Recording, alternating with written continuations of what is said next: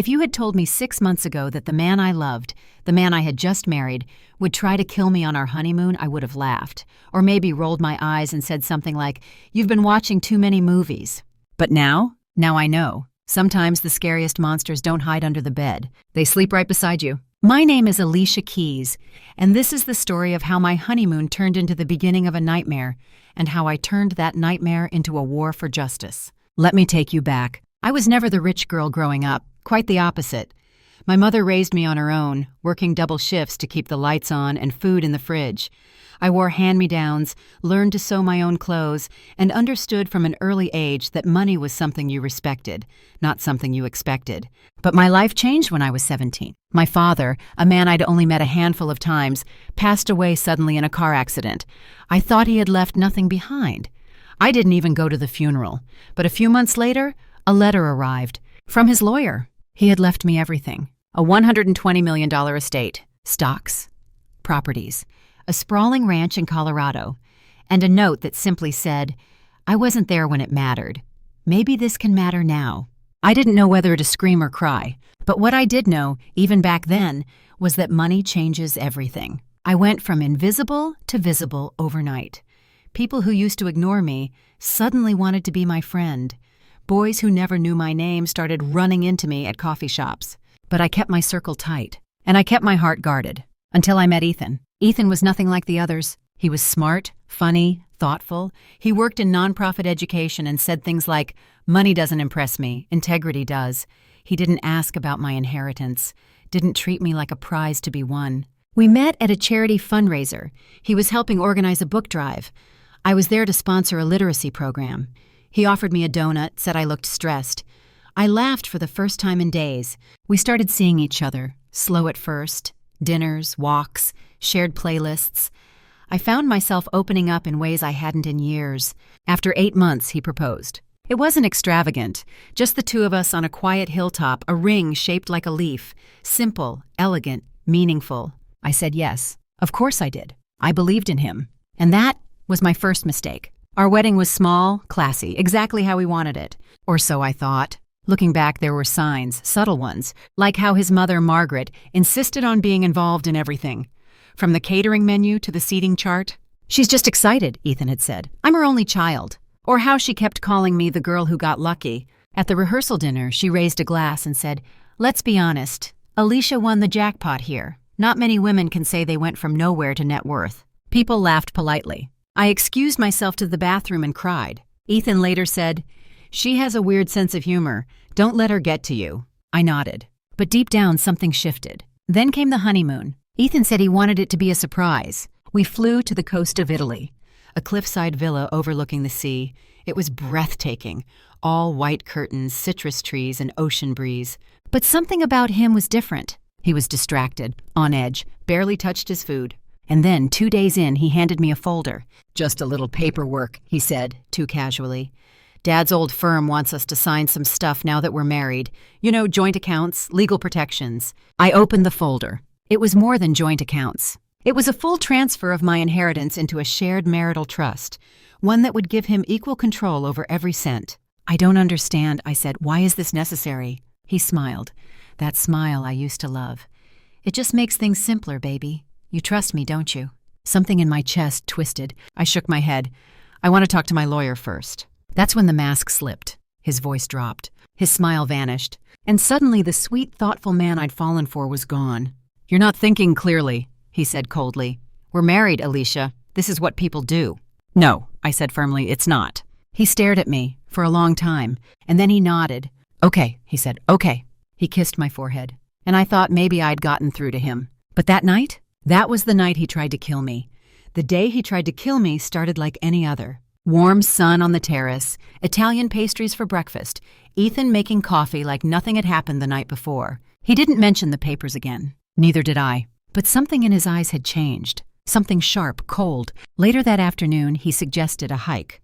"Let's explore the cliffs," he said. "One of the locals told me there's a private view that's just unforgettable." The way he said it, now it sends shivers down my spine. Back then, I thought he was trying to make up for pushing me. I said yes. Of course I did. The trail was narrow, winding up the rocky edge of the coastline. The higher we climbed, the quieter it got. No tourists, no cell service. Just the wind and the sea and the crunch of gravel underfoot. We reached the edge, a flat rock ledge overlooking the ocean. It was stunning. And then, he turned to me. "I didn't want it to come to this," he said, voice steady. I blinked. "Come to what?" He stepped closer. "You're making things difficult, Alicia. This could have been easy." I froze. "What are you talking about?" I whispered. He pulled something from his pocket, a small metal object. I didn't recognize it at first, until I saw the blade. A switchblade. "You're not giving me a choice," he said calmly. My legs moved before my brain did. I ran. Down the trail. But the path was narrow, uneven, and his footsteps were close behind. Then I tripped. One bad step, loose gravel. I went down hard. My head hit something. And then nothing. When I opened my eyes, everything was blurry. Pain bloomed at the back of my skull. My arms were scraped. My lip was bleeding. And I couldn't feel my left ankle. But I was alive. Barely. The sun was going down. I was lying near the bottom of the cliffside, half wedged between rocks and wild brush. No sign of Ethan. No sound. Just the ocean crashing somewhere below. He thought I was dead. And he had left me there to disappear. I don't remember how long I lay there. Hours, overnight? But eventually I dragged myself to the road. A local farmer found me slumped by his olive grove. He didn't speak much English, but he saw the blood, the torn dress, the terror in my eyes. He brought me to a small clinic in the village. They treated the cuts, wrapped my ankle, gave me water, food, a bed. I told them I fell. I didn't tell them about Ethan. Not yet, because I knew I needed to disappear before he realized I was still alive. I checked into a women's shelter the next day under a different name. I cut my hair, changed my clothes, and bought a burner phone. Then I called the one person I knew I could trust, my lawyer. Her name was Simone, fierce, brilliant, loyal. I told her everything. The pressure to sign the inheritance papers, the switchblade, the fall, the silence afterward. She didn't gasp, didn't say, "Oh my God." She said, "I believe you, and we're going to bury him." Simone connected me with a private investigator named Victor. He used to work in federal fraud cases. Now he specialized in exposing snakes in suits. Over the next few weeks, Victor and Simone helped me build my case, quietly, from the shadows. Victor dug into Ethan's financials. Turns out, Mr. I don't care about money had racked up over $100,000 in gambling debts over the last 2 years. Casinos, crypto scams, high-interest personal loans. He was drowning, and the only life raft in sight? Me, and my inheritance. Simone, meanwhile, froze my accounts, blocked any access Ethan might have had, filed emergency motions under seal to protect my assets while we investigated. It worked. But Ethan? He wasn't giving up. He started spinning a new story back home. That I had run off during our honeymoon. That I was emotionally unstable.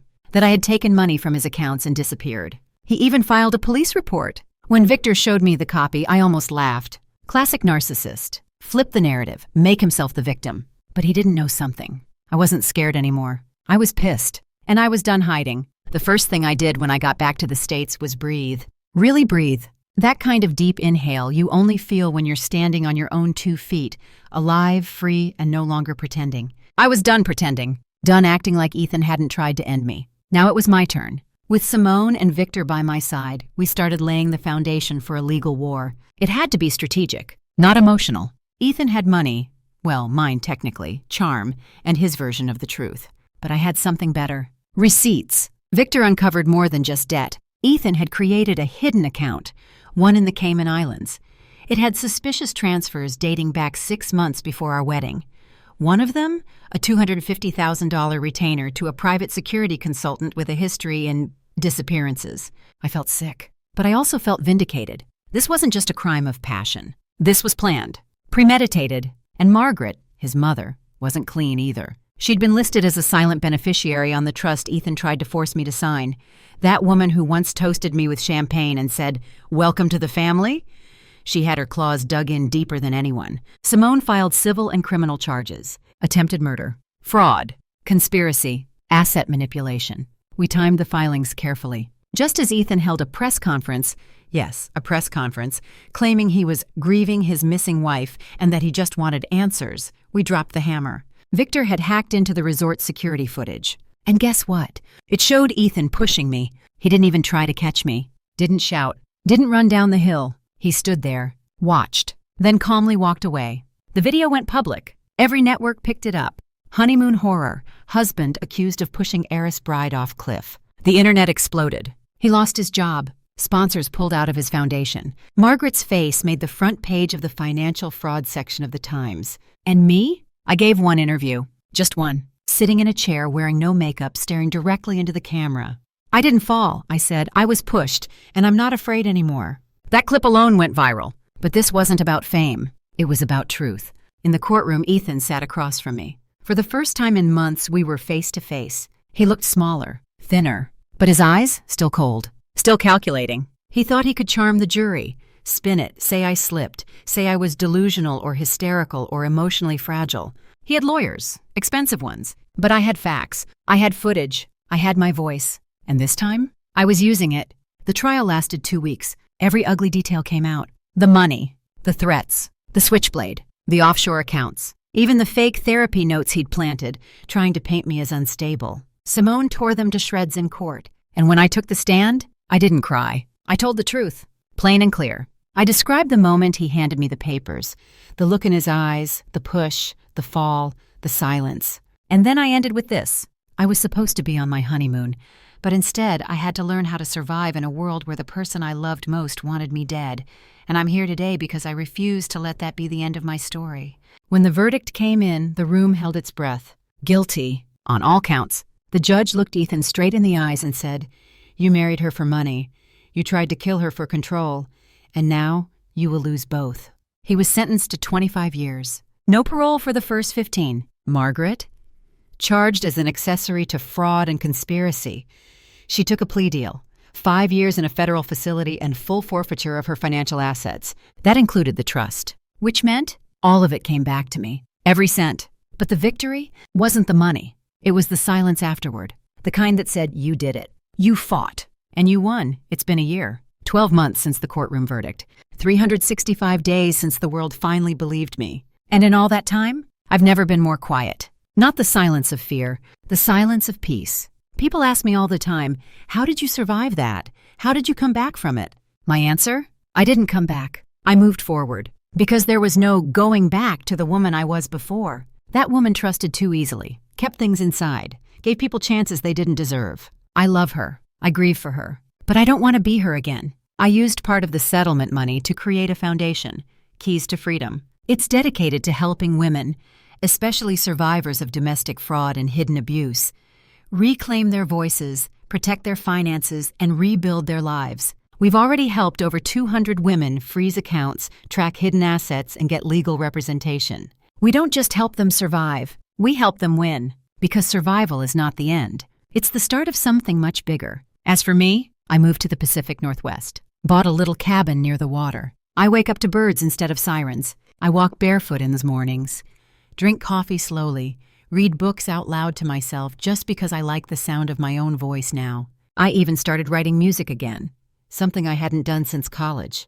Funny how surviving brings your creativity back like that. I met someone recently. No, not like that. He's a local artist, quiet, kind, calls me Alicia like it's a song. We've had coffee. We talk about life, healing, and how we both like the rain. And maybe someday it could be more. But I'm in no rush, because now I know what love is supposed to feel like. And it doesn't feel like walking on eggshells, or signing papers out of fear, or dressing up pain in perfect smiles. It feels safe, soft, simple. A few weeks ago, I took a solo trip back to the cliffs in Italy, the same ones where everything fell apart. I stood on that same rocky edge, same wind, same sky. But this time, I wasn't afraid. I looked out at the ocean and whispered, "You didn't win." And then I turned away. Not because I was running from the memory, but because I had somewhere better to go. If you're reading this and you've ever felt like you lost your voice, like someone tried to write your story for you, let me tell you something. Pick up the pen. You don't have to be loud. You just have to be certain. You don't owe anyone a second chance at hurting you. You don't owe anyone your silence. You owe yourself peace, power, truth, and a life that's fully, fiercely, finally yours.